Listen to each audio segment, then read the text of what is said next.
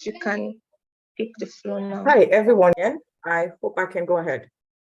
Yes, you can. Okay. So just in case you hear any extra voice in the background, just know that I'm delivering the section with Perowe as my co-lecturer. All right. So good afternoon. I hope I can go ahead. Good afternoon. Yes, you can go ahead, Lucas. Yes. Okay. So just in case you hear any extra voice in the background, just know that I'm delivering the section with. I'm not sure why I'm echoing. Is it just at my end that it is echoing, or? Yes, it is. No, you're not echoing from here. Hello? You're fine from here. You're not echoing here. Oh, okay. At my end, it was echoing. Okay. All right. So, okay, thank you. I see they've already shared my screen, so no need to ask for host right to do the sharing of the screen. All right. So once again, this is Dr. Jimmy Hotuskuro here to deliver a lecture on delivering a sustainable ALPs and Energy4Me. Thank you so much, everybody. And thank you, Port Harcourt section, for this rare opportunity to be here and to deliver this lecture. So please, can you go to the next slide? All right, so why am I here, right? Like Justice said during his opening remarks, I'm here to deliver a lecture on Train the Trainer. What does it mean, right? So first of all, you need to know what it means first, and then also we then move to how to be able to deliver a sustainable ALP or Energy4Me. So when you talk about Train the Trainer section, can I share from my end? I really prefer so I don't have to keep doing the next slide thing. Is that okay? Thank you.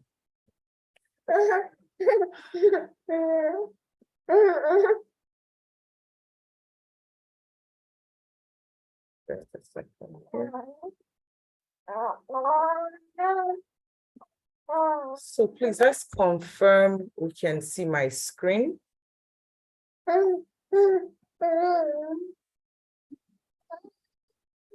Hello? Yes, your screen is visible. I can see your screen. You can see your screen. Okay, thank you very much. All right, so when we talk about Train the Trainer, we're talking about a workshop like this, a session where those who have done the tasks before, or in this case, we're narrowing down to ALP and Energy4Me. So, but Train the Trainer section or workshop is a place where it's a gathering or a workshop where those who have gone the road before equipped those who want to go down that road. All right. So that's why we are here, okay, to equip YPs and volunteers who want to be able to deliver a sustainable ALP and Energy4Me section. All right. So for you to be a train the trainer or to be qualified to train the trainer, first of all, the trainer itself, herself or himself, has to be someone that is ready to train others. All right. And then also someone that is normally or would be in a training session, conducting of training section. And then, of course, at the same time, you're teaching those people you're training. You're not just training them to be equipped to do that task, but you're also training them to be able to train others also in the future. Is a means of continuity because you may not always be there, or even if you're always there, it's also good, or it will also be nice for you to grow, become like a supervisor or a support team member or so. So it's a way of developing others or creating the space for others to grow also. All right. So if you're going to be a trainer, it's not just the normal thing you do, right? There are certain requirements to this, okay? First of all, that's trainer the person that is training those other persons has to have an expertise in the content or in whatever you're training others or preparing others for. All right. So that means in summary, you must know what subject they are teaching. Okay. And then secondly, that person also has to be able to convey or send out that idea to those around, that they will understand the person perfectly fine. Because like I always tell people, some persons have a very beautiful and amazing knowledge, but being able to transfer it to the next person sometimes is a bit of a difficulty. So someone that has to be in that trainer position or in that trainer seat has to first know what they're going to train other people on, and then secondly, be able to send out the message or tell the story in a very simple way that other people will be able to understand it. So as a trainer, you are going to need, there's need for, as in training needs analysis. You can either be an industry expert, okay? Now, in this case, we're talking about ALP and Energy4Me. So maybe you can say you need to be a volunteering expert, all right? The trainer also has to be ready to be willing to learn and keep developing, because you can never know it all. You can never get to that point where you don't learn anymore. So the trainer has to have that, meet the requirement of wanting to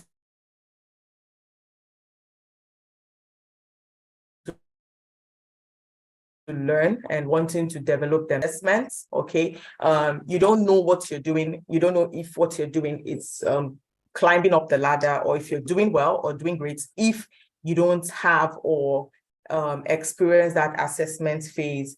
Although, like we used to tease in those days while we were in school, we say school sweet, but now exam nine spoil them. Yes, exam spoil them, honestly, but then also it gives you that qualification that yes, you are ready or good enough for this particular thing or task that is expected of you. And then, of course, the trainer also has to have potentials and have excellent results. When I say excellent result, I don't mean like perfect results. You have to be perfect at all you do. Let's say, like, for example, now we're talking about ALPs. So we're talking about ALPs and Energy4Me. It doesn't mean that you always have to have 100 success ALPs delivery, or say doing experiments. There are some experiments that involves in Energy4Me. You do those experiments perfectly fine. No, we're just saying there should be results where you can see that, oh, I'm doing well, or where I'm not doing well, I need to adjust, but there has to be results, okay? And then, of course, evaluation.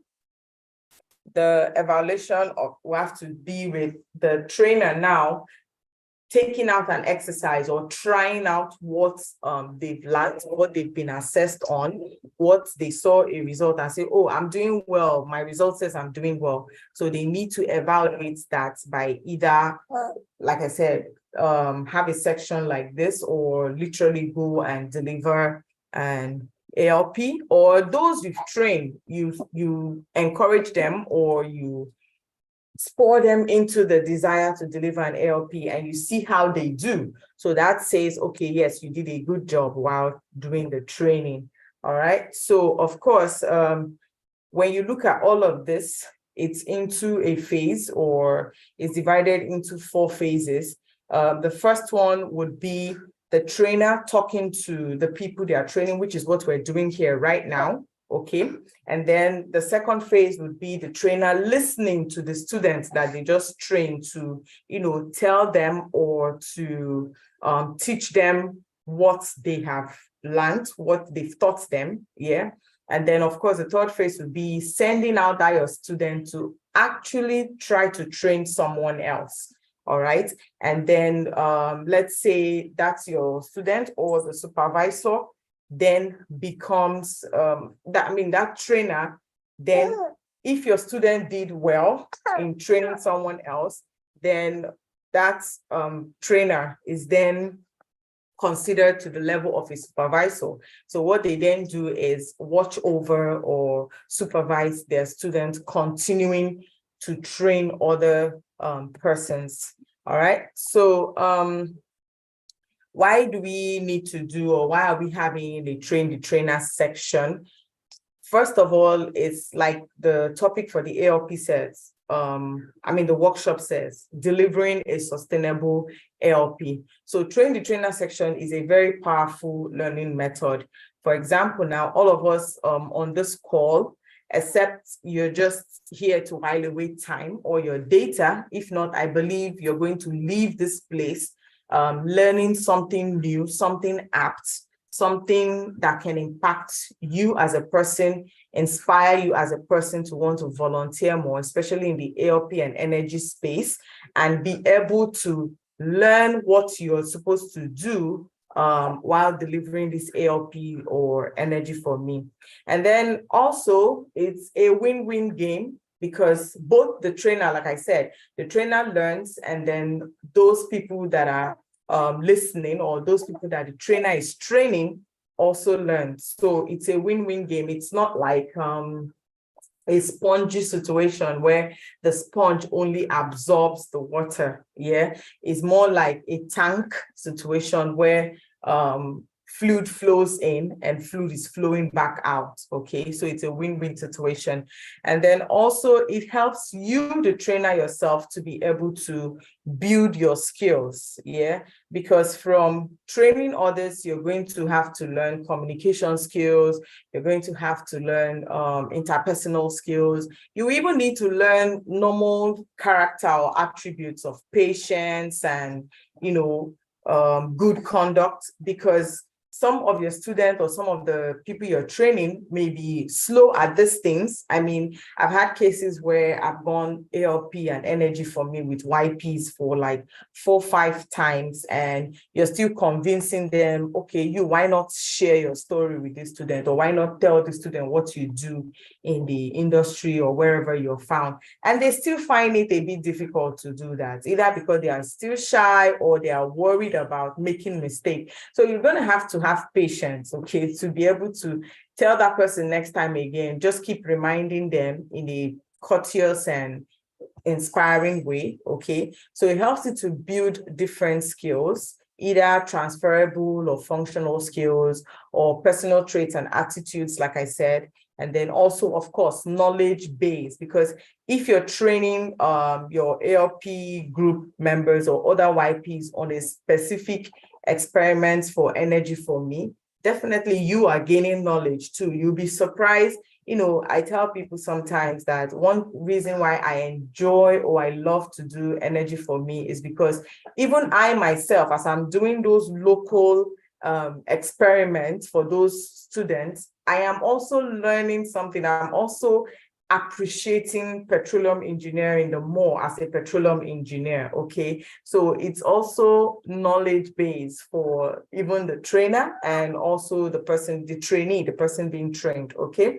And then, of course, you get to leave a life-lasting impact and your name in history, because I know that till tomorrow, if I ever want to tell my SP story, I would definitely have Engineer Bada in the story. I'll have the likes of AJ, Kim Kama in the story. I'll also have the likes of Tony, Anthony Nwachukwu in the story, because these were the YPs or professionals in those days when I started SP newly, when I started to volunteer for SP in 2019, that kept on encouraging me or spurring me, or just tell me, okay, just join us and watch and see what we do.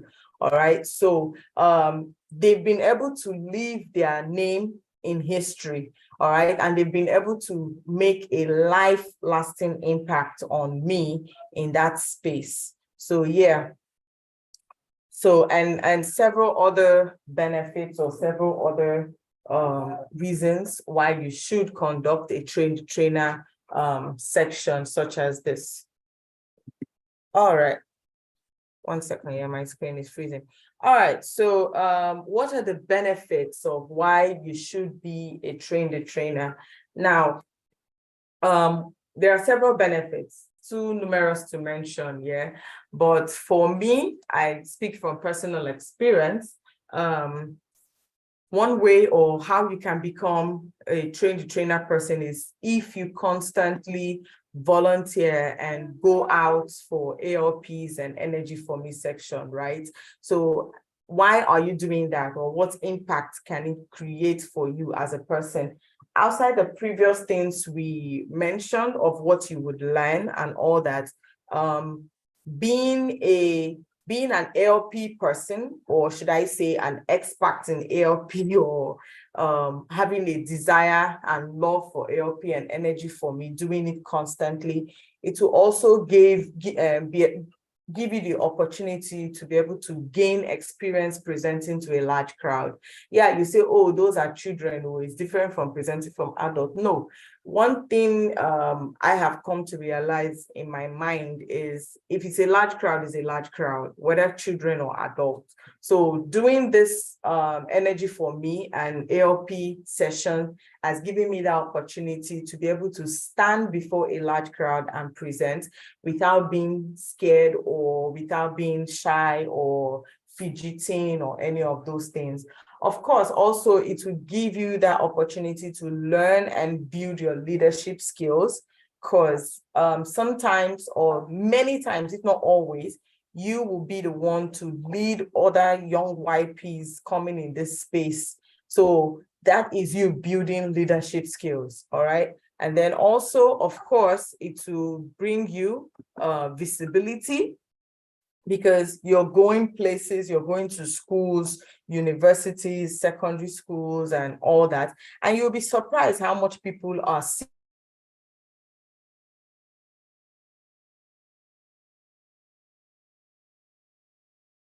you, or how much they are noticing you. I walk down the streets of especially GRA, New GRA, where I have gone to several schools for Energy4Me. I see a lot of students be like, oh, good afternoon, ma'am. Some that still remembers my name. Good afternoon, Auntie Dorcas. I smile and I answer, but God in heaven knows I don't remember their face. All I tell myself is I probably met this person in one Energy4Me or one ALP I went to deliver, of course. And then, of course, too, it creates you that visibility in your local section or even international space. And then, of course, it gives you tangible networking opportunity, because either way you go to a university to deliver an ALP, you get to meet maybe the faculty sponsor or somebody that was there at that ALP.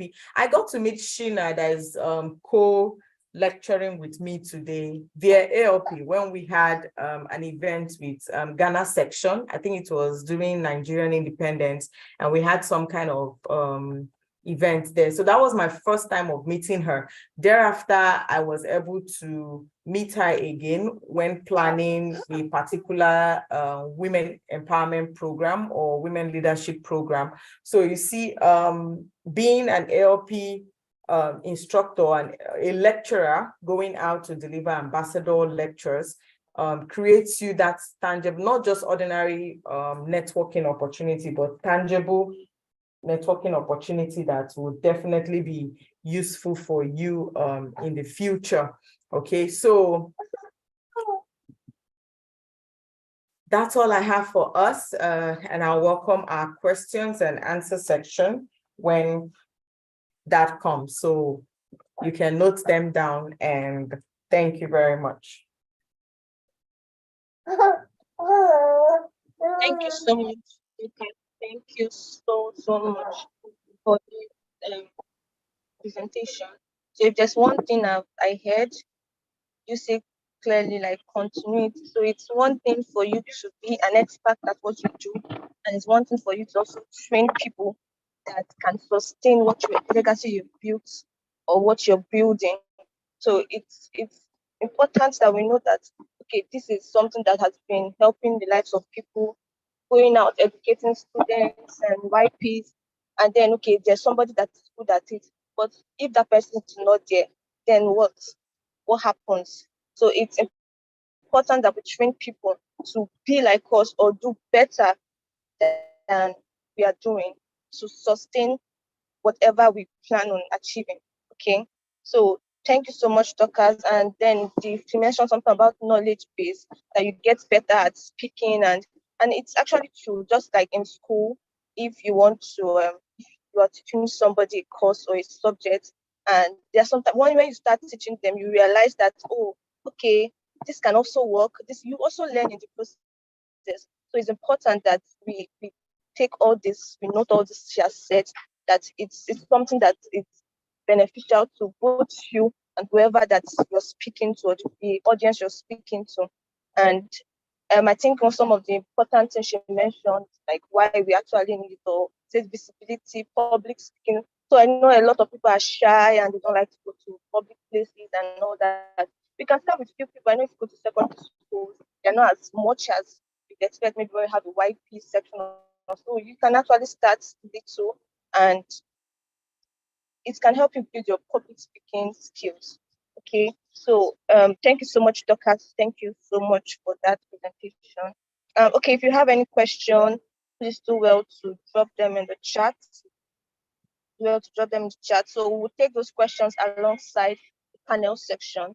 So the people that are going to be in the panel section, Justice Bidigo, Mistura, and Shina. So they are going to be in the panel section. So please, if you have questions, anything that you want to find out relating to ALP energy for me,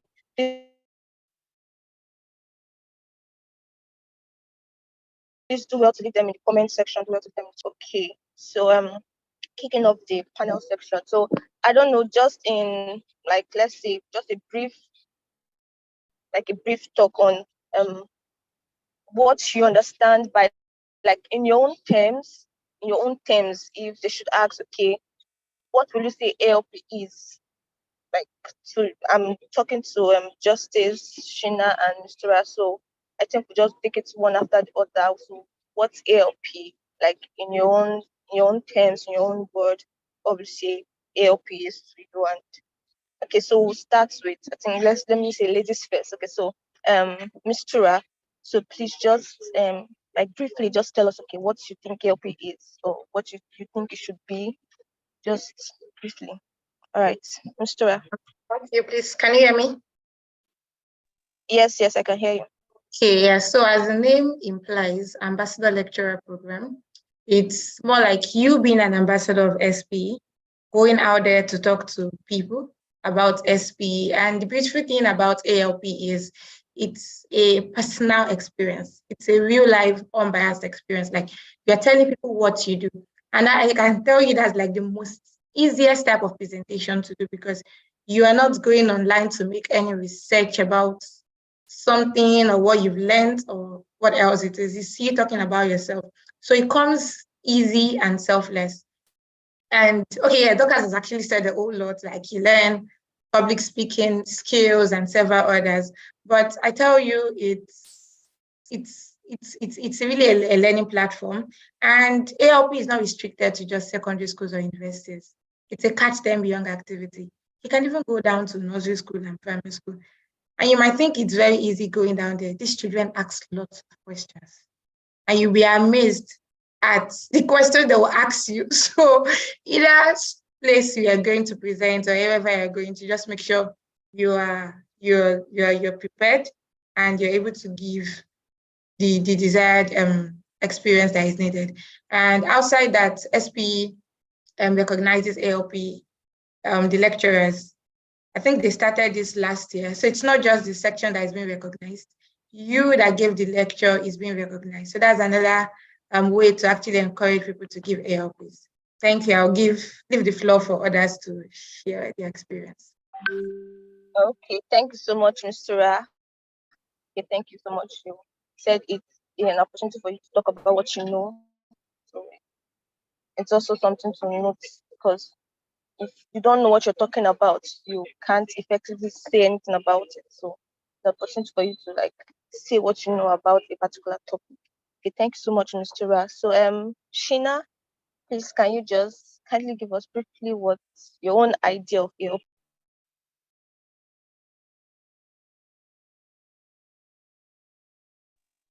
Hello, Shina, can you hear me?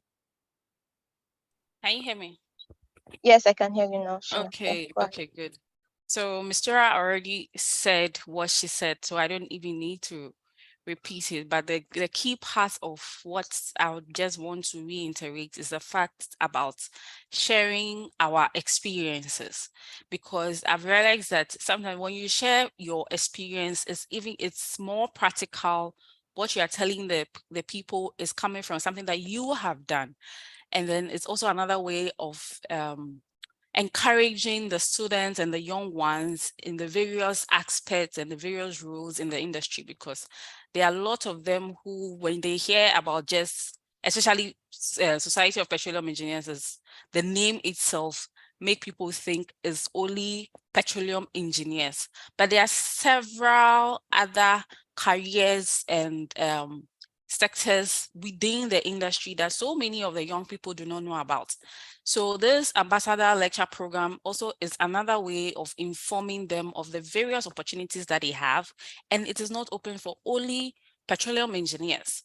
So you will get so many of them so amazed when you tell them, see, this is what we do. I, for example, I'm a geologist, and they get surprised when you tell them I've done this and the work you're doing is the same as someone with an engineering degree is doing, or you are doing something that someone with an engineering degree is doing, you're doing the same thing. But the industry is totally different from what you've learned in school or the certificate. The certificate is just a first step. I always tell people, what you have in school in your hand is just the step for you to go through the door, and then you go into the industry. But when you come in, the things you learn are, it's so much, so much. So this is the ALP program is just another way of encouraging the young ones, telling them, letting them know that, see, we have so many opportunities in different areas, and it's not only about being a petroleum engineer, but so several other things are available that you can grow your career in and be successful. Thank you.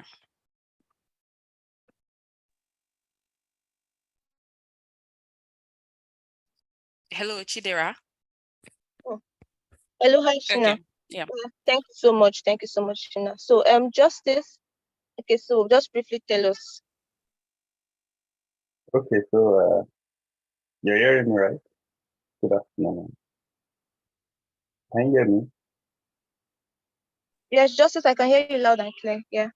Okay, so I want to be careful not to repeat what has been said.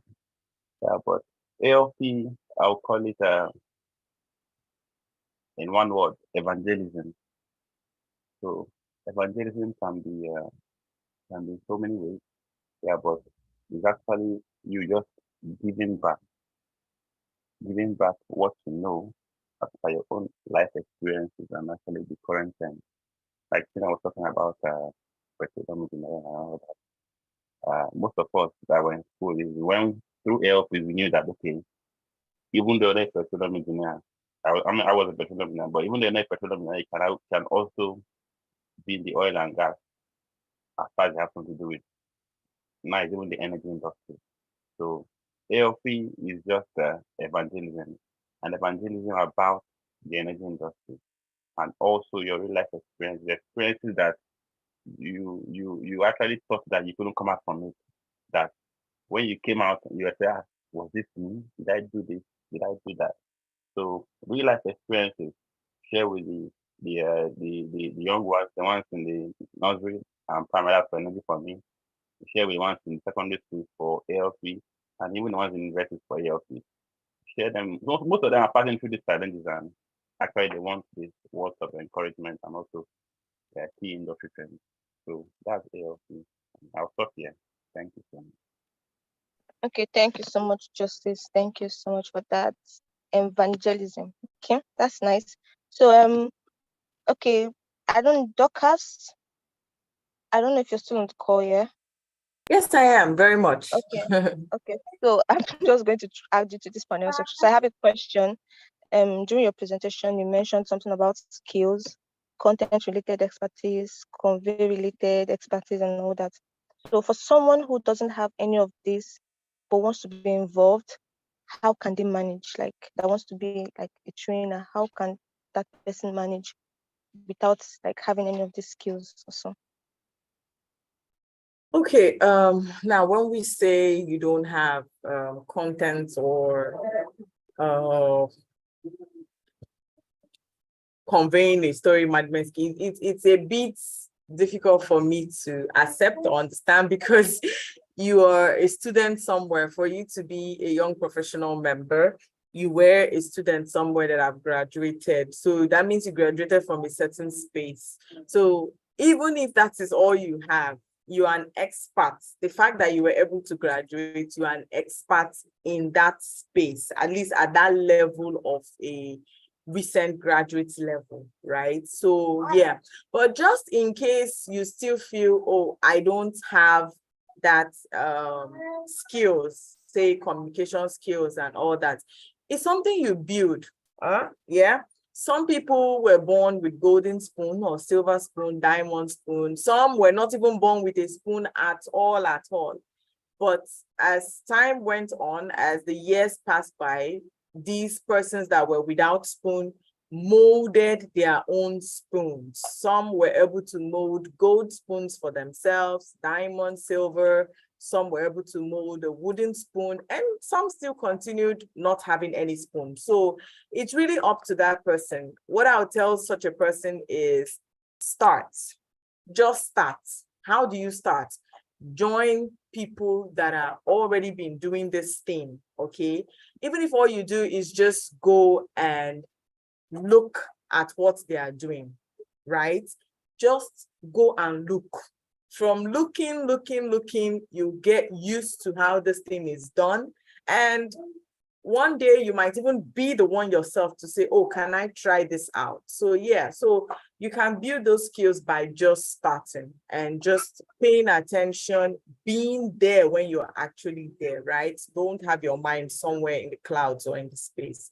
So that's how it is. Then for the case of, okay, you're not an expert, get to the work, get your hand dirty by studying, listening to YouTube video on that area you want to go and share with the children, and all that. And don't forget, these are younger generations you are going to share your knowledge with, right? They are not industry professionals or senior members. They are either children or undergraduate students, which you have passed that stage. So you don't have to go there with spooky smoke coming out of your head knowledge. Just let them hear that phase that you have passed, and that is good enough. Okay, so yeah, so that's another thing the person needs to understand in creating that content expert ability or space. Thank you. Okay, thank you, Dorcas. Thank you. So just that's the keyword. Just that. Attend other ALPs and just watch what they're doing, and it will help you. So Dorcas, another question to you from someone in the chat. Just to ask a basic question, what is the scope of ALPs and Energy4Me? Okay, The scope this is of ALPs. Yeah, I got, this is a bit, how do I put it? Okay, now when you say the scope for ALP, I'm guessing you're saying what is allowed to teach or to have or to conduct during ALPs, yeah? Okay, when you talk about the scope of ALP, remember, first of all, what is the ALP like they defined earlier? It is simply ambassador lecturer program. So you are delivering a lecture as an ambassador of SPE. If you're an ambassador of Nigeria, what is your job? To represent Nigerian rights, to plead on the behalf of Nigerians, to create relationship for Nigerians, to build that bridge between Nigeria and, I'm sure he means the eligible audience. Okay, well, in case that's what he means, but I'm just saying, if you're supposed to be an ambassador for anybody or any product or a country, your job is to sell that product, okay? If there's a gap between the consumer and the producer, your job is to create that bridge for them to be able to meet each other, right? So there's a gap between the students and the industry. So as an ambassador lecturer, your job is to create the bridge that would close that gap. All right. So if you're talking about the scope for ALP, anything those students need to know to bridge that gap is what you should be sharing, is what you should be doing, is what you should be conducting in the ALP and Energy4Me space. And then, of course, when you go to the Energy4Me space, you're talking about secondary school students. These secondary school students are aspiring to be engineers, they're aspiring to be doctors and lawyers and all. So in the case of an energy professional, everything that has to do with energy, you're meant, which is what SPE stands for. So you're meant to go to that secondary school, conduct experiments, deliver lectures, pass informations, give them news or details about SPE that is within the energy space. Yeah. So if that's what you mean by scope, yes. But if he's talking about the eligible audience, honestly, I think everybody's eligible because when you say ALP, when you talk about the energy space, even the social sciences and the art students and the science students, you will find every single one of them in the energy industry. So the eligible audience can be both art students and science students when you go out for ALP. So yeah.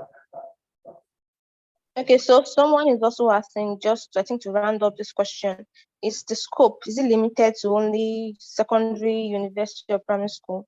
Or it's spread across like other aspects, or it's just secondary schools, like schools, secondary, university, primary? Okay, now if you go by the definition of ALP, which is young professional going to industry knowledge or experience with school students, yes, you will want to keep energy for ALP for within the university space, and then Energy4Me within the secondary and primary school students. But like I said, I met Madam Sheena via an SPE event. Okay, because again, like I said, an ambassador is someone that sells that product. So there can be a launch and learn events, and you go and you present an ALP. Now, in this case, you're doing it more of membership, more of convincing that audience to want to be an SPE member. Do you understand? Yes, you're not doing it as per going to share your industry knowledge or so. You're doing it more as going to do membership drive, right? So in some cases, they still call it ALP, yeah. But yes, but also you can extend Energy4Me to even down to nursery school students. Yeah. I have had them for nursery school, even pre-nursery. There are coloring books and stuff for little children that you can print off the internet from SP website that has information about energy, products gotten from energy, what energy is all about. So you can take those coloring books down to nursery school students, and all they do is just color it, but they are seeing something, they are doing something. And I tell you, it still does send a message or make sense to at least some of them who can actually grasp what is there. Yeah, thank you. Okay, thank you so much, Dr. So basically, it's the category of the audience that gives it its name. So like she mentioned, if it's nursery or primary school with Energy4Me, then if it's secondary school, if okay, university, sorry, if it's university, it's ALP, then I think to the professionals, it's launch and learn. Okay, that's fine. Thank you so much, Dr. Thank you. So back to Ms. Tura. So I want to ask a question, Ms. Tura. Okay, let me check. Okay, can I come in? Okay, yes, Ms. Tura, yes, you can. You can say. So I just wanted to add to what Dorcas was saying about the question the person asked with respect to scope. If you go to the SPE website, you can actually download a generic presentation slide that SPE has put together that you can edit to suit your requirements. So if you check it, you get to see that there are different things you talk about, telling people the kind of degrees they can actually attain, telling you can actually reach out to primary school students. And just as Doka said, still on the same SPE website, you can actually download material. So you see they are categorized. There's material for secondary school, material for preschool, and several others like that. Even when filling, because after your ALP, what makes it count for your section is you registering on the SPE portal. So there's this link that you get to fill about your experience, then SPE records it as an ALP for your school. So even Energy4Me you can do Energy4Me for universities, where it's going to be like a train the trainer session, so they can reach out to these schools, because it's not just YPs that do ALP. The ALP that YPs do counts for your section, but the ALPs that student chapters do count for their chapters, because they also submit reports. So everybody is like doing these activities for themselves. So, but when giving the report to Nigerian Council, the section actually reports what the student chapter has done and what the section has done. But for SP International, you as a section and the student chapters have to register their ALPs separately, so it counts for them. So when you check this, when filling the form, they will ask you, where did you go to? So there's university, there's secondary school, there's primary school. So that's to show you that that scope, it's open to anybody. And just as Doka said, even nursery school students, they work with colors, lines, and the like. So these things actually stick when they talk, when they do these activities. Thank you. Thank you so much, Mr. Ra. Thank you so much.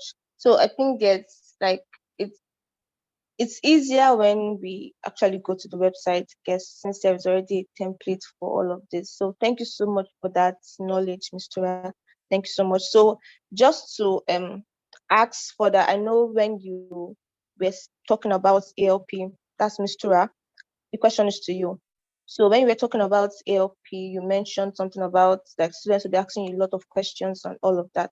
So what do you do when they ask you a question that you can't answer? Like, oh, okay, I prepared enough for this, but then suddenly a question comes in, because we know these kids are smart, they're smart. And then they ask you something like, oh, okay, I didn't prepare for this, and then you're just there. So what do you do when you find yourself in such situations like this? Okay. I know that's going to be an awkward situation, because, like I said, students are very inquisitive. So one thing you can do is, one, before going for the ALP, you might want to go with someone else. That's one advice before you go for your ALP. You can make it to lecturers. So when they ask questions, probably out of your field or something, you could tell the person to meet you after the session. So then you meet the person personally and let the person, okay, this is my scope. Probably the person asks a question with respect to maybe electrical engineering, because that's what he wants to study. And you already mentioned that the SP is a big community that accommodates everybody in its space. So they're not asking you something related to electrical engineering, and you probably you're a process engineer, a petroleum engineer. So you call the person aside after the event. Okay, I think Sheena wants to come in on that too. So you would just explain to the person afterwards, then direct them to probably the SP website, or where they can actually get answers. Or you should just, maybe when during the question and answer section, you can just quickly go online, browse, and just come up with something and give the person. So I think Sheena wants to add to this question. Yes. And I think it's also a good opportunity. Like I like what you said to say that in case you don't know and you have someone with you, they can explain. Or if both you and the person who you have with you are not able to tell them, you let them know that they can meet you after the program. I think it's also a good opportunity to let them know that no one person is a reservoir for all knowledge. So because that is one thing that makes a lot of the youth or the young people also scared of going out there to do all these ALP programs and the Energy4You and all that, because they are scared that what if I go and then somebody asks me a question and I'm not able to answer. So it is very, very good to also let them know practically that you, the one who is even standing there and you're supposed to be an expert and you're teaching them, your expertise also only lie in a certain area. So there's a broad field out there. You are not expected to know everything, and it is okay to let them know that I can meet you after the program, and then we can both research and give you the answers, or I can direct you to someone in my office who is more of an expert in that area, and they can help you. So let's not make it seem like I know it everything. I know all. I know how to answer everything from production to reservoir engineering to what seismic. It's no, nobody. You can't be. So it's a good opportunity to let the young ones know. If you don't know, it is okay not to know, and you can spend time to research it, or they will direct you. You will direct them to somebody who knows or is an expert in that field and can help them. Yeah, thank you. Okay, thank you so much. Sorry to add to it, that could even create a one-on-one relationship with you and this person. Because Exactly. ALP is Exactly. more like a crowd mentoring session. But sometimes when leaving an ALP, you actually get a one-on-one mentee-mentors experience from there. So you could just pick up this person, because person might be like, okay, can I get your phone number? They reach out and that's it, boom, for the person. You already have a mentee that you're going to bring up into the session. So that's another opportunity for the person and also for yourself.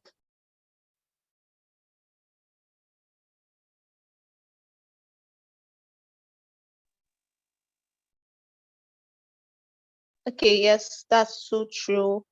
Can you hear me? Yes, we can. We can hear you. Okay. Okay, so thank you so much. Yeah, that's so true. So nobody knows it all. Nobody has all the knowledge. So it's okay to seek for help. It's okay to say, okay, I would get back to you on something if we're not sure of it. So thank you so much, Shina. Thank you so much, Mr. So quick question for you, Shina. So I know a lot of us, we've all had first times for everything. So we are not as we were not as good as we are now, but starting off. So I don't know, just to you, Shina. So what was your first experience like as a speaker, like an ALP, like how was the experience, your first experience? You've never spoken about them. So what was the experience like? I think I'm trying to, even my first speaking engagement, even before SPE, probably would be, okay, so I've always loved volunteering. I volunteered in SS and then the university. But I'll say when I started working in the industry, I was working in Cape Town, and then I was invited to come. There's a day that they bring a lot of students together for you to, it's a 1-day mentoring section, sort of like a fast phase one. And then when you're there, you can continue the mentoring section beyond the event. And to be honest with you, I didn't know, I didn't know how it was going to go. And like I mentioned earlier, I'm a geologist, even though I started in the service company. For the service company, most of the time, it doesn't really matter what you did in the university.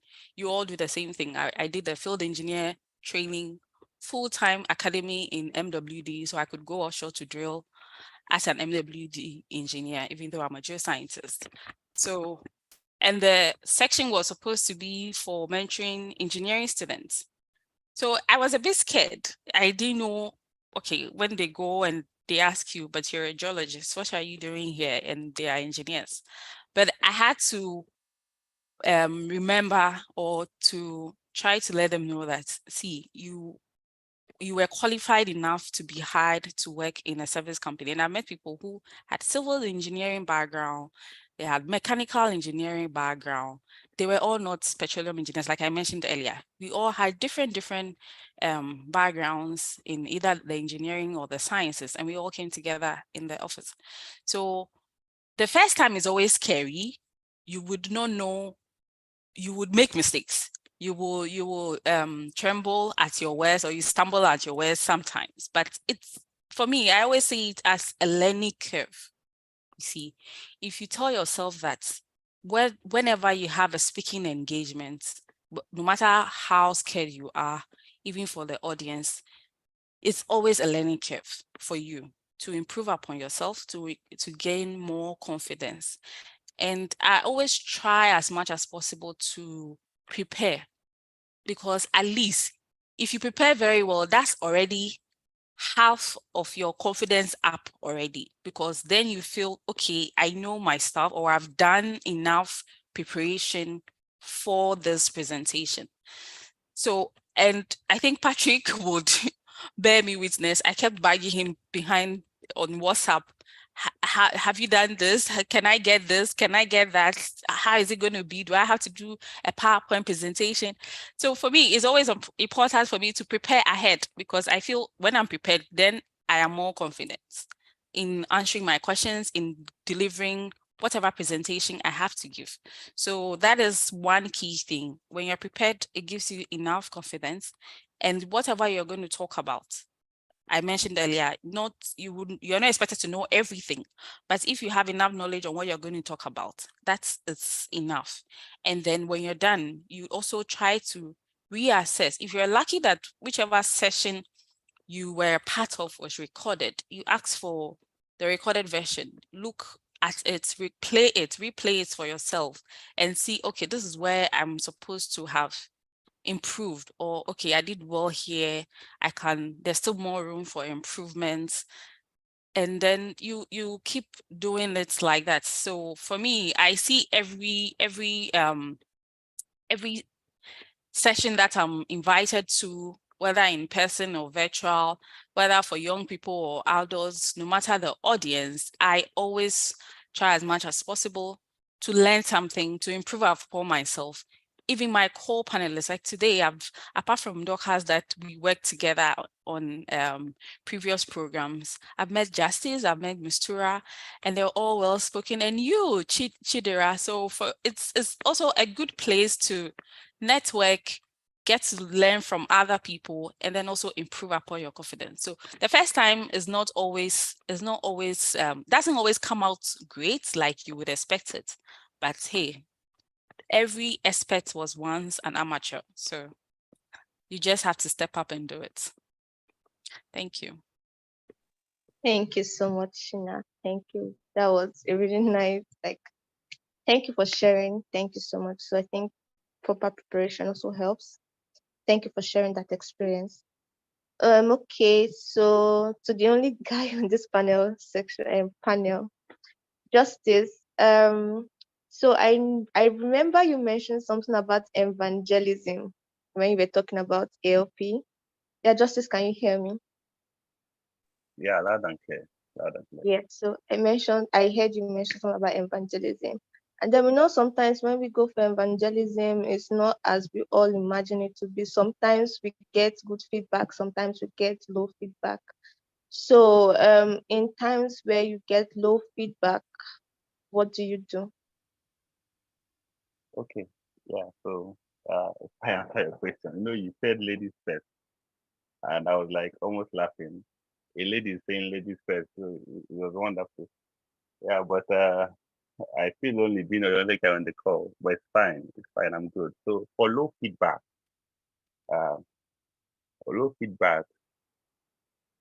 first of all, it means you're doing something, because the feedback is coming because there's something you're doing. And in this case, so you had just had an ALP, you had an Energy4Me. So you're doing something. So like I've been on ALP, at least physical is more than, at least the least physical I've gone for is around 25, 30. Yeah. Sometimes it's more than 200.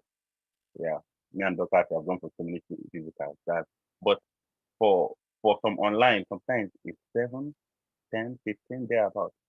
And sometimes the feedback you're giving is not as much. So there are some things that is beyond your control. You can't force people to use feedback, but you can always evaluate yourself and look, okay, am I doing something right? Is there something I'm doing wrong? And you evaluate yourself. The feedback it doesn't mean that there's something you're doing wrong. Actually, probably mean that people understanding what you're doing perfectly well.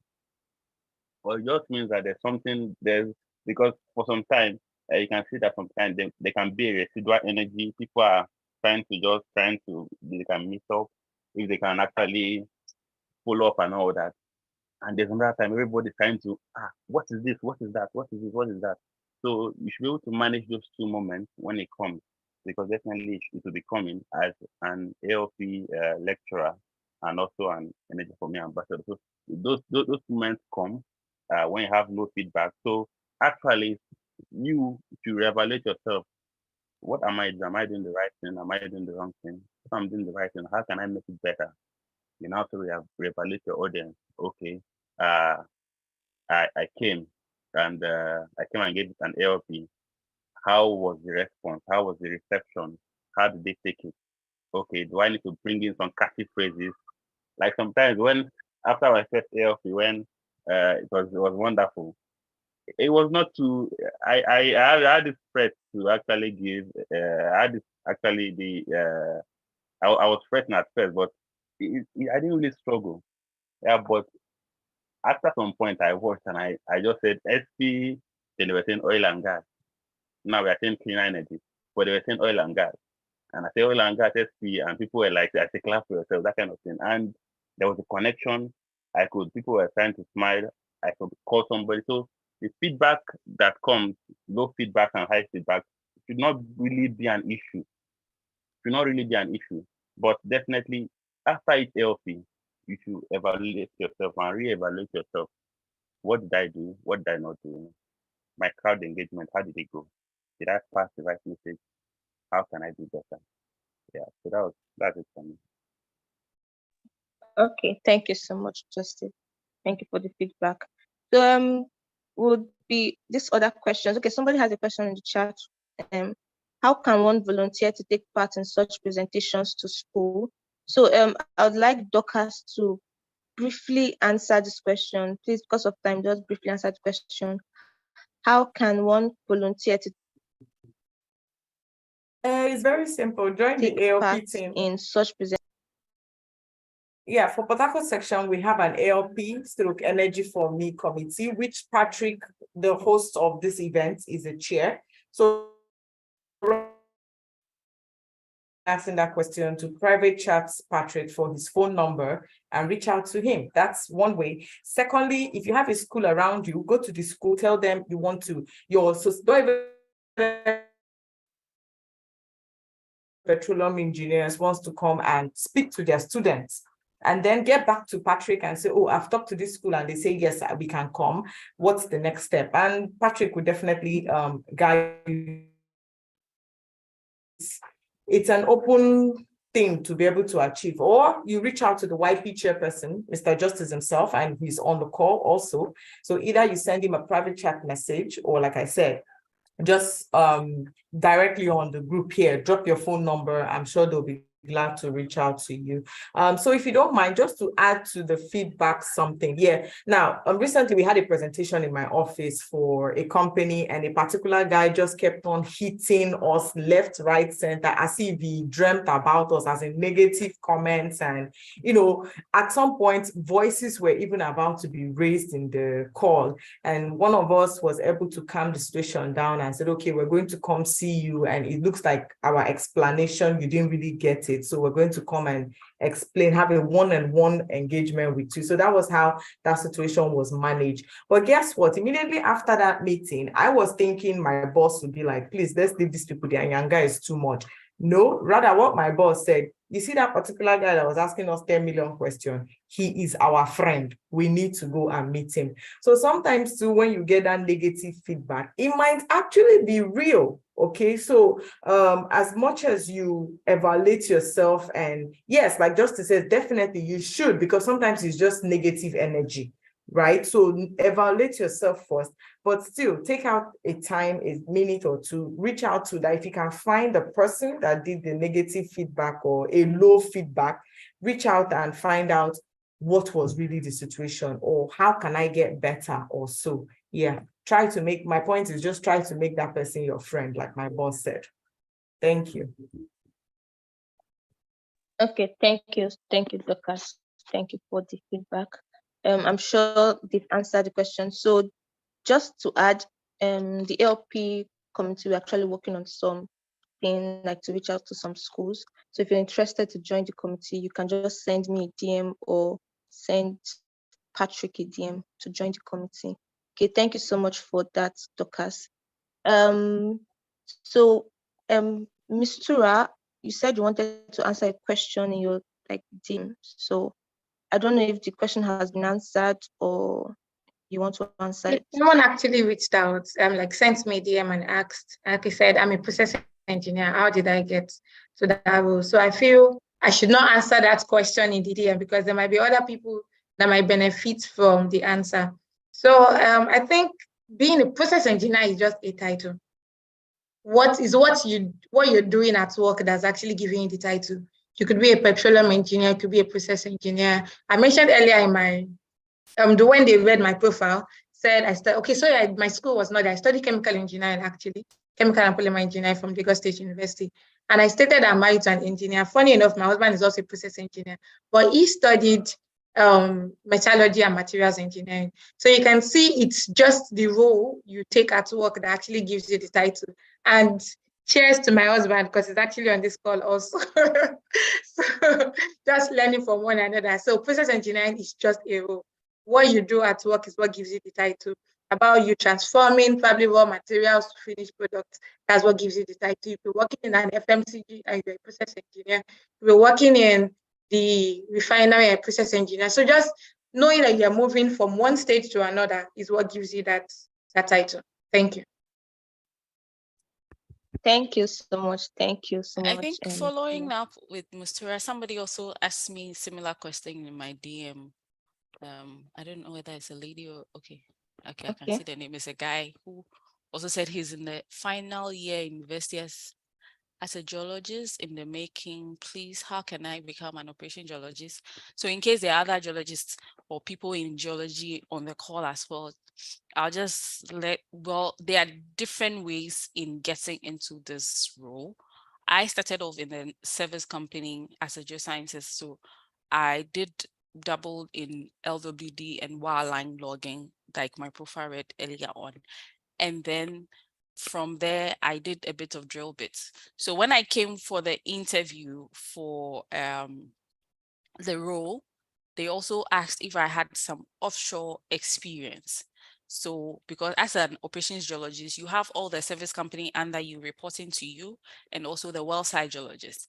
And ideally, if you've been offshore, it helps you to better do the role. So as an operations, it's good if you have an experience as a, let's say I have another colleague who had surface logging. She was a mad logger in Schlumberger. And then there was also another guy who also trained as a wireline engineer. So those are some of the key things that you manage under operation geology. So having an offshore experience is very important. If you have an offshore experience, then when you go into the role, if anything is happening offshore and the person, they report to you, you're able to relate. So you either start off in any of the service company as a LWD engineer or MWD engineer or wireline engineer or a mad logger or data scientist, or you can enter the operator company straight as a well site geologist, because the offshore experience, that one is key. Once you do any of those roles, then coming into operation geology is pretty much straightforward. Yeah, thank you. Okay, But thank you so much. I'll let the person, I've sent them my LinkedIn so that we can continue this chat away from here too. Yeah, thank you. Okay. Thank you so much, Shina. So thank you. Because of our time and just quick questions for the three panelists before we round up the section. So briefly, I would start with, okay, I'll start with you, Justice. Quickly, please, briefly, just tell us how has being an ALP lead for 3 consecutive board years influenced you professionally to become a YP chair? So, like, how has it influenced you? So, just give us a brief response. Okay, yeah. No, you said it is just you're just sounding like shallow. Because 3 board years. I think Dockers was one of the chair. Yeah, Ikena, they're not free. So those no, not free. Ikena, Dockers, and yeah, Ikena Christ too. So it's quite challenging, but it's something that has impacted me personally very, very much. First of all, value. Uh, the value I got actually, but these kids are ready to bamboozle, especially when you go to secondary school. They can ask questions and they will ask you. Sometimes you cannot even. I think I'm sure I was saying that you tell them that in secondary school you will not. Sometimes you cannot even tell them that kind of. They would laugh at you. Yeah, I've not actually got that experience, but they are very, very inquisitive. So value and knowledge has been built, and this value has even influenced me too. Yeah, because as an ALP team lead for 3 years actually, uh, is actually built what I need to do, even leadership skills. Because definitely, as part now is the ALP team lead. It has an assistant team lead, which is a Fidera. They have different things. They have people that are logging, people that do this, and people that do that.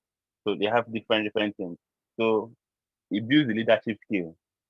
And it's not that I know I'm learning, but I know that it has built my leadership skill to a massive. Yeah, that has been an ALP team lead for those 3 years. And also volunteering. Volunteering is something I like doing. So it came naturally. So it actually increased my value to want to say yes to things that actually is building me. So when the young professional chair position came on, it was just like, okay, this is what we have been doing. Let's continue.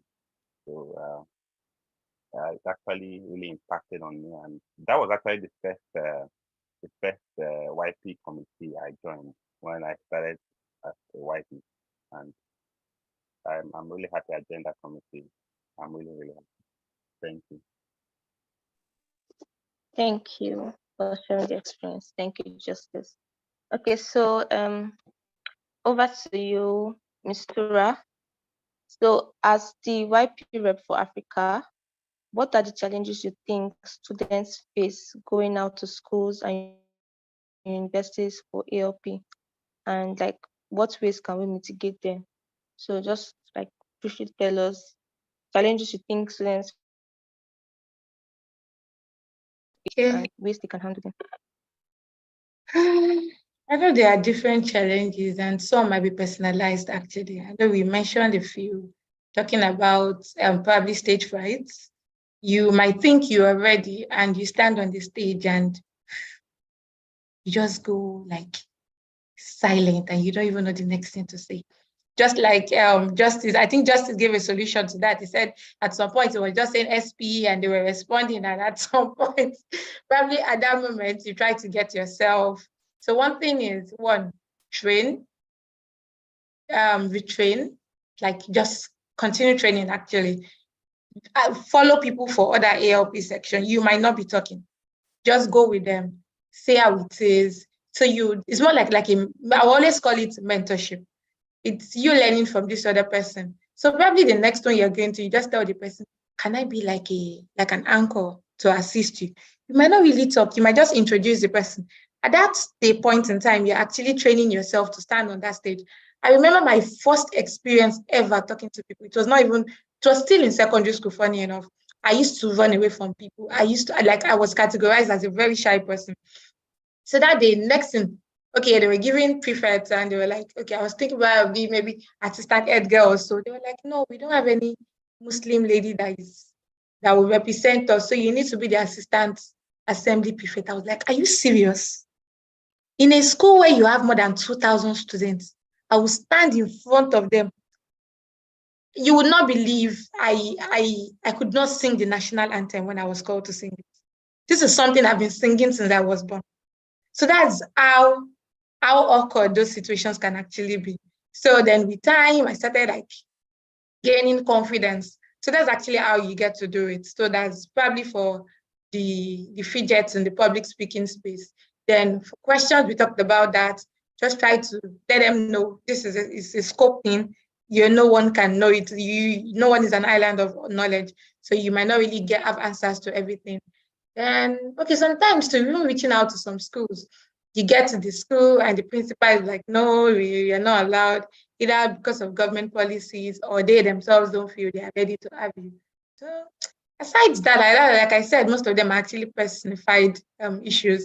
So if you know you have any issue, reach out to people, SB big space.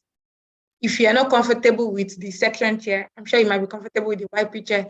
If not, even if it's somebody that, even if it's just the section admin, just reach out to somebody. Go to the SPE website. One thing is we don't utilize the SPE website as much as we ought to. There are different groups you can join. You get to see people asking questions. You can volunteer in different spaces. So from there, you get to learn till you are like bold enough to actually give this talk. And or like I said, and I would close it with this. Please do not forget to register your ALP. SP is counting it for your section. And this is what gives your section the room to actually win this award. And you as a person that can also get recognized by SPE. So that's another way to actually motivate you to do these things. When you're recognized, you get to the SPE website, you see your name, or probably even on LinkedIn, or you get to people's name and you're like, oh, I really want to get to that space. So that's the way to actually encourage you, then probably mitigate some of these fear or challenges that can come around. Thank you.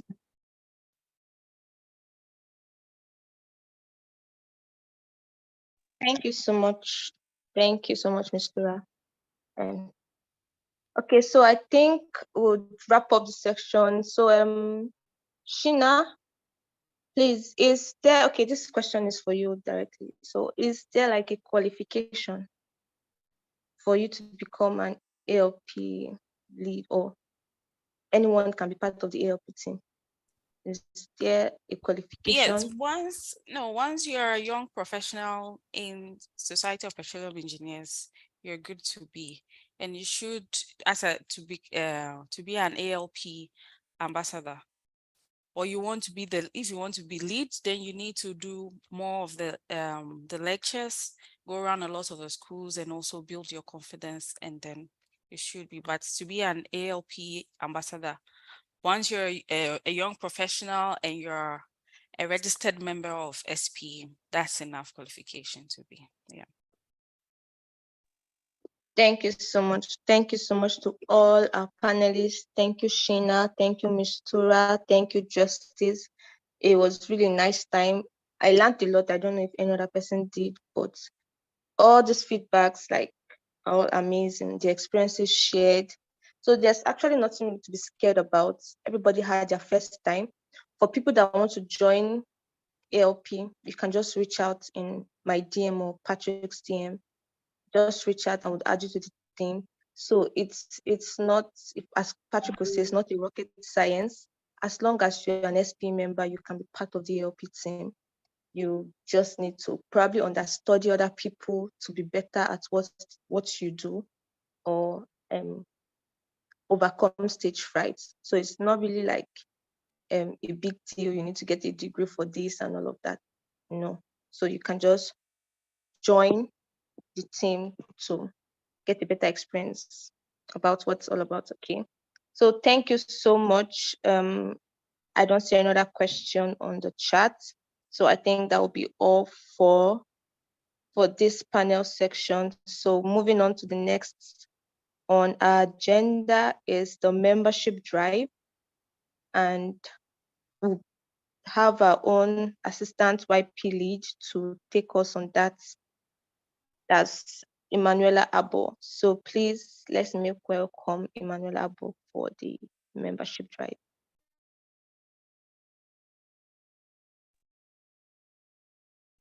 Thank you. Thank you, Chidera. Good afternoon, everyone. And good any other time of the day if you're currently not in West Africa. I want to first of all say a big thank you to the speakers, because to be honest, every person that spoke today, you could hear the passion for ALP from their voices. You know that these people are seasoned ALP speakers.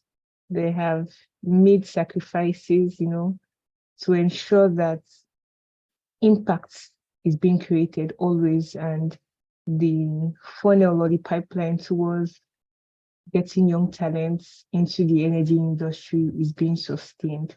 So on behalf of all the students around the world, I know that you have spoken to all our speakers. I'm sure you have spoken to hundreds of students. I'm saying a big thank you on their behalf.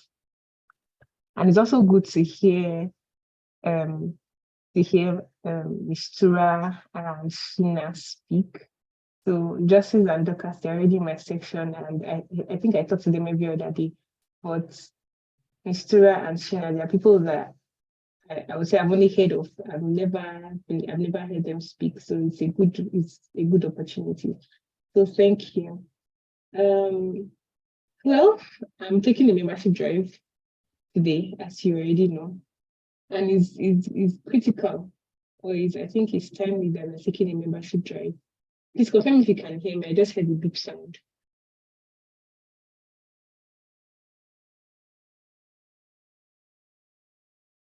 Yes, I can hear you. Go ahead. Yes, Ella, we can hear you. Go ahead. Okay. So we just talked about ALPs and how we can actively participate in ALPs, and I can see the excitement from the room. And with the speakers talked extensively about making this ALP count for your section and being an ALP ambassador. In the last birthday, I was privileged to be an ALP ambassador myself. Well, let me shock you. If you're not registered as an SP member up to date, you will not be able to you will not be able to log in that ALP for yourself because your membership is not up to date. It is important for you to have up to date membership. I know we have a mixed audience. Maybe we have people here that are not SP members, or we have people that are SP members, but for some reason their membership is not updated. I just want to encourage you that if you truly want to create impact by delivering ALPs, it's important that you have your ALPs or your membership, SP membership up to date. If you need any support as to registering as an SP member, as if you're not an SP member, or if you need support updating or renewing your membership, you can reach out to me on LinkedIn, on WhatsApp, and on all the group chats. You can reach out to me, and I'm more than happy to help you sort it out. Even if you have years of non-renewal, maybe you have not renewed your membership since you left university and left university a while ago, no worries. We have done this for so long, so I know how we can sort that out. Yeah, so don't be scared. You can reach out to me. Even ways in which maybe moving on, you can actually get waivers for a year free. Like this year that we're coming, next year I got this year free of charge, paid for by SP as a gift for registering people or encouraging people to join SP. Next year, I still have it free of charge for myself. So it can be you too if you encourage your friends to join SP. So I wouldn't want to go through the benefits of being an SP member and all that. You can see it here. The speakers have already talked about it. So if you want to, or whenever you want to renew your membership, we're already approaching the end of the year. November, December is already time to renew your membership. So reach out to me. I'm more than happy to help you out. Or any other membership committee on the, I have my assistant, Robinson. Robinson, you can just drop a chat or your number in the comment section, and we're always available to help you out. So thank you very much. Have a wonderful evening, guys. Thank you. Chidera, over to you. Okay, thank you so much, Ella. Thank you. So please, SP is a nice place to be and volunteer. So just send a chat if you want to join or register. Thank you, Ella, for that.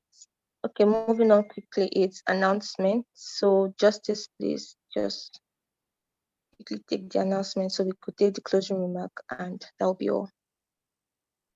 Okay, so announcement. Before I take the announcement, I'm seeing some some dignitaries. We are all dignitaries, actually. Yeah. I just want to actually for them to say hi. Just say hi. So my predecessor, Opure Ogude, is on the call. Please can you just unmute and say hi? Okay.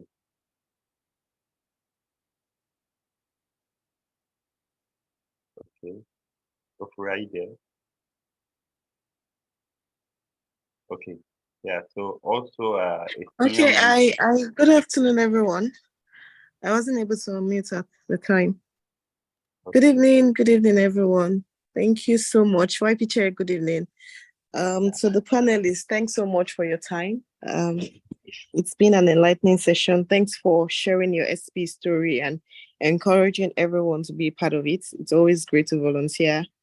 And of course, ALPs, I see it as a way of giving back. So if there's any opportunity for that, I would always encourage people to jump on it and see how you can impact and give back. I think this training is quite apt for those that have been doing it before. It's kind of like a refresher, and those that are about embarking on a fantastic, amazing journey. So thank you so much for all you continue to do for SPE, and super duper thanks to the organizers, Patrick and team, for the amazing work. Yeah, thanks YP Chair and YP Co-Chair too. Well done, guys.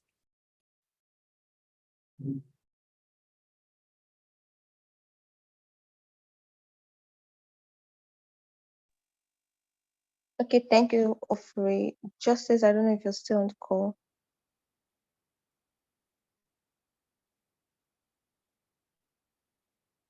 Can anybody hear me?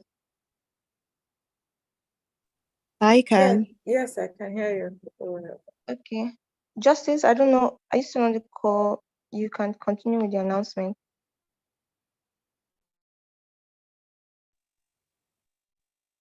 Hello, Chidera. Yes, I can hear you. Okay, so I don't know if maybe he's having network issue. Good evening, everybody. Good evening, Energy Champions. Thank you all for Good your evening. time. Okay. Thank you all for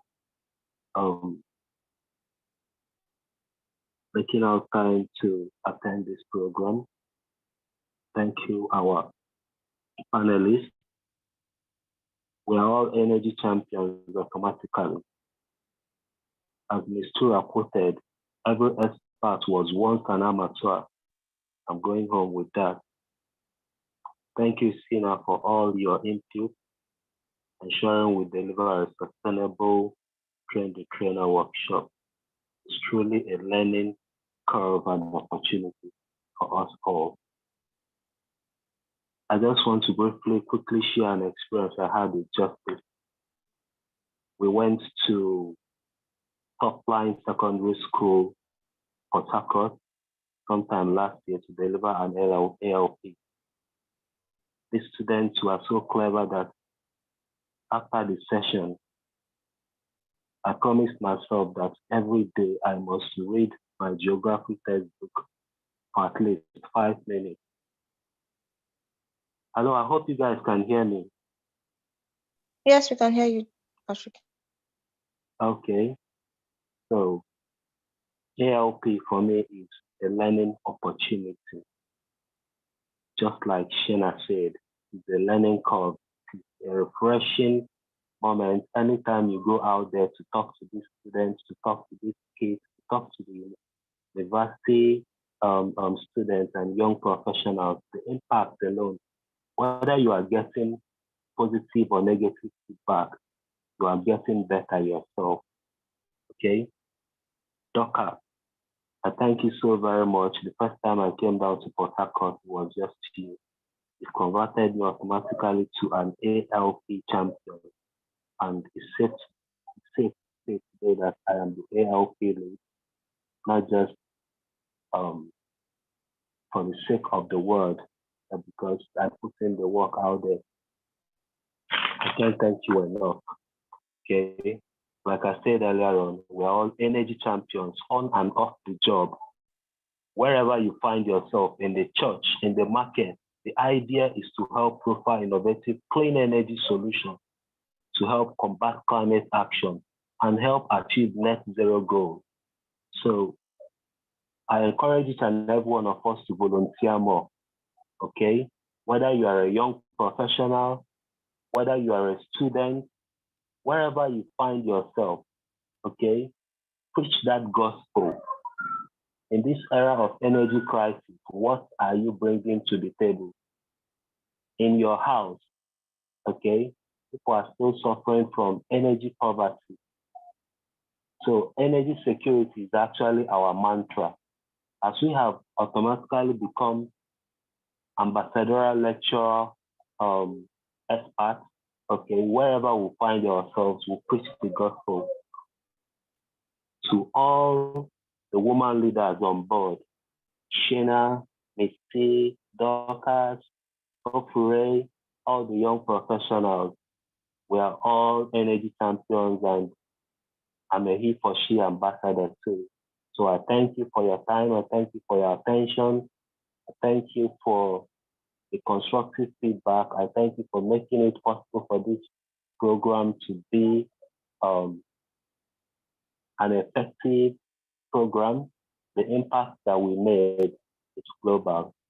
Thank you, everyone. So over to you, Chidera. Okay, thank you, Patrick, for the closing remarks. So I think Justice is back on the call. Justice, please, could you just give the announcement for close? Okay. Sorry. I think network happened that I got kicked out. So also another senior member is going to be a full if I don't. So please, Jinaima Agiyaye, please can you just say hi and just say hi if I continue.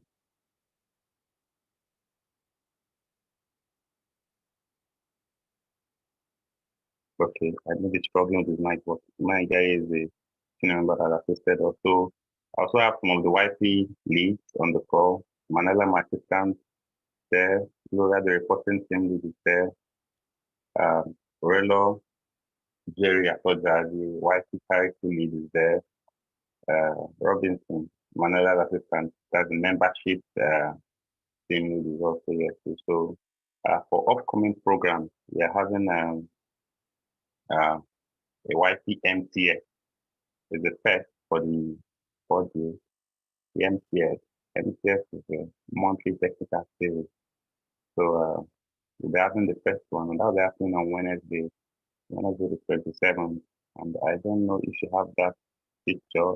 It was not added to this slide, but if you have it, you can suggest it because you have it fine. Okay, but decisive corrosion management in the oil and gas industry. That'll be happening on Wednesday at 5:30 p.m. On 30th, they're having the hangout, YP hangout with senior directors, that's the section director with SD. So that's going to be a very, very fun one, interactive, educative. Yeah, if you want to, yes, those that were there 10 years ago. Yeah, 10 years ago. Who was there? Say around, I actually forgot most. Everything that were there 10 years ago, just you're going to see them. So that was going to happen in 30th, and it's going to happen at SPE House. And the 2nd of October, we are having a visit to the home of the elderly, celebrate Nigeria independence, and also the International Day for the elderly people. So that was all for announcement. Just stick close and very, very close actually to this space. When I think back in Malaria, so there are so many benefits cannot be overemphasized. So make sure you actually grab them and register if you're not. If your registration has a lapse, please do that as a new one. Thank you very much. Chida, you can take over. Thank you. Okay, thank you, Justice, for the announcement. So lastly, I just want to thank everyone. Thank you. Thanks so much. Thanks to our trainer, Dorcas. Thank you so much for that section. And to our panelists, Shina, Mr. Justice, thank you so much for all the experiences you shared. And this event would not hold without the wonderful audience. So to everyone that joined in on the call, thank you so much for lending us your time. Thank you so much. I hope everyone learned a lot. Okay, Simeon said pictures. So okay, at this moment, so please turn on your cameras and smile as we take pictures. Okay, Simeon, so you could just tell us when you're ready. So everybody can turn your cameras now. Okay, I'm ready when you are ready. Yeah, some videos are still coming up. Yeah, we're still on this. Some places are not turning their video on. We are still waiting.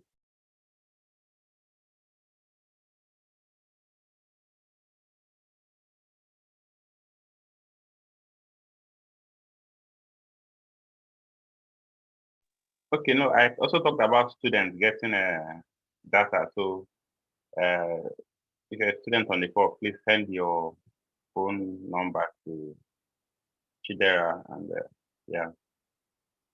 Okay. 1, 2, 3. Yeah, that's it. Thank you all. Thank you. Thank you. Thank you, guys. Enjoy your weekend, and thanks for having me. Thank you so much, Shina. Thank you, everyone. So we started the meeting off with a prayer. So I don't know, somebody could just volunteer to pray for us so that we can close. Okay, let me close it out. Okay, thank you. Okay, thank Almighty God for sparing our lives, because this event has been planned prior to now, and for you making it a success, because I believe we all learned a lot. May He give us the knowledge and understanding to really give that impact when we go out there, and for people to understand all we are going to see and benefit ourselves, the section, and SP as a whole. Amen. Thank you. Amen. Thank you so much, Mr. Ras. Thank you, everyone. Have Okay, a nice thanks for having me. Bye. Thank you. Bye.